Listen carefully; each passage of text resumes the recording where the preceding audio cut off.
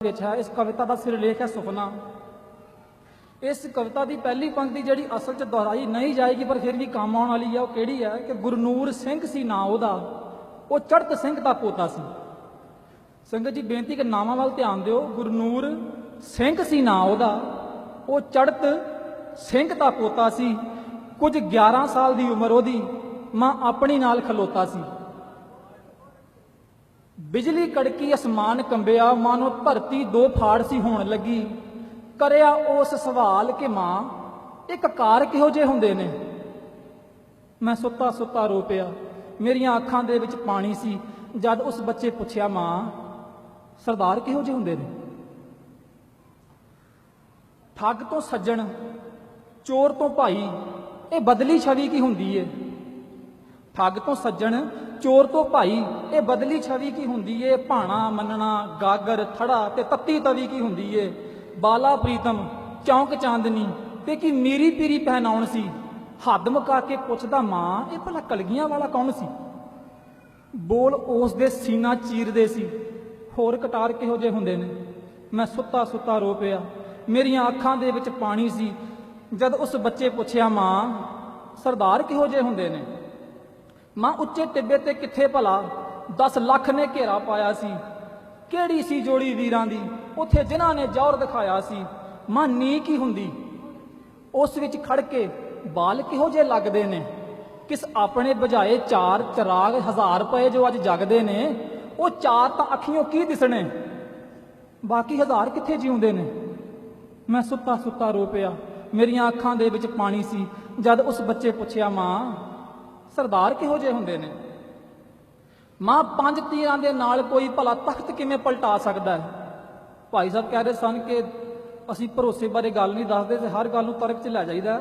ਇਸ ਕਰਕੇ ਉੱਪਰਲੀ ਤਹਿ ਤੋਂ ਜੋ ਉਸਨੇ ਦੇਖਿਆ ਉਹ ਪੁੱਛ ਰਿਹਾ ਕਿ ਮਾਂ 5 ਤੀਰਾਂ ਦੇ ਨਾਲ ਭਲਾ ਕੋਈ ਤਖਤ ਕਿਵੇਂ ਪਲਟਾ ਸਕਦਾ ਹੈ। ਪਾ ਕੇਸਾਂ ਦੇ ਨਾਲ ਪਿਆਰ ਗੂੜਾ ਕੋਈ ਖੋਪਰ ਕਿਵੇਂ ਲੁਹਾ ਸਕਦਾ ਹੈ। ਨਵਾਬ ਬਣ ਕੇ ਵੀ ਕਿਸਨੇ ਨਾ ਸੇਵਾ ਘੋੜਿਆਂ ਵਾਲੀ ਭੁਲਾਈ ਸੀ। ਮਾਂ ਇੱਕ ਰਾਜੇ ਨੂੰ ਕੋੜੇ ਲਾਉਣ ਦੀ ਕਿਸਨੇ ਸਜ਼ਾ ਸੁਣਾਈ ਸੀ। ਮਾਂ ਆਗੂ ਛੱਡੋ, ਮਾਂ ਮੋਢੀ ਆਗੂ ਛੱਡੋ, ਪੰਥਕ ਸੇਵਾਦਾਰ ਕਿਹੋ ਜਿਹੇ ਹੁੰਦੇ ਨੇ। ਮੈਂ ਸੁੱਤਾ ਸੁੱਤਾ ਰੋ ਪਿਆ, ਮੇਰੀਆਂ ਅੱਖਾਂ ਦੇ ਵਿੱਚ ਪਾਣੀ ਸੀ ਜਦ ਉਸ ਬੱਚੇ ਪੁੱਛਿਆ ਮਾਂ ਸਰਦਾਰ ਕਿਹੋ ਜਿਹੇ ਹੁੰਦੇ ਨੇ। ਮਾਂ ਤੁਸੀਂ ਰੰਬੀ, ਕੋਲੂ, ਦੇਗਾਂ, ਨੇਜੇ, ਆਰੇ ਕਦੇ ਦਿਖਾਏ ਨਾ। ਮਾਂ ਤੁਸੀਂ ਰੰਬੀ, ਕੋਲੂ, ਦੇਗਾਂ, ਨੇਜੇ, ਆਰੇ ਕਦੇ ਦਿਖਾਏ ਨਾ। ਨਾਲੇ ਕੁੱਤਕੇ, ਖੰਡੇ, ਨਾਗਣੀਆਂ ਦੇ ਕਿੱਸੇ ਕਦੇ ਸੁਣਾਏ ਨਾ।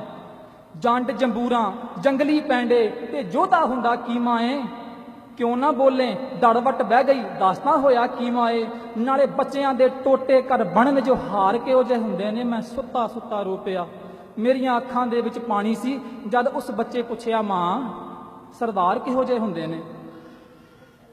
ਹੱਥ ਬੰਨ ਮਾਫੀ ਹੈ ਜੀ ਅਗਲੇ ਬੰਦ ਤੋਂ ਪਹਿਲਾਂ, ਜਿਹੜੇ ਬਚ ਗਏ ਉਹ ਕਰਮਾਂ ਵਾਲੇ। ਪਰ ਬੱਚਾ ਕੀ ਕਹਿੰਦਾ, ਮਾਂ ਦਾਦੂ ਤੇ ਡੈਡੀ ਦੇ ਮੂੰਹ ਤੇ ਭੱਦੇ ਸ਼ਬਦ ਸਦਾ ਰਹਿਣ ਚੜੇ। ਮਾਂ ਦਾਦੂ ਤੇ ਡੈਡੀ ਦੇ ਮੂੰਹ ਤੇ ਭੱਦੇ ਸ਼ਬਦ ਸਦਾ ਰਹਿਣ ਚੜੇ। ਨਸ਼ਈ, ਸ਼ਰਾਬੀ ਤੇ ਐਸੇ ਵੀਰੇ ਦੇ ਪੱਖ ਕਈ ਹੋਰ ਬੜੇ।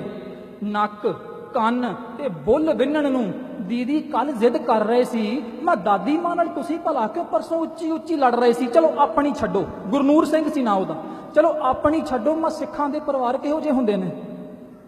ਮੈਂ ਸੁੱਤਾ ਸੁੱਤਾ ਰੋ ਪਿਆ, ਮੇਰੀਆਂ ਅੱਖਾਂ ਦੇ ਵਿੱਚ ਪਾਣੀ ਸੀ ਜਦ ਉਸ ਬੱਚੇ ਪੁੱਛਿਆ ਮਾਂ ਸਰਦਾਰ ਕਿਹੋ ਜਿਹੇ ਹੁੰਦੇ ਨੇ।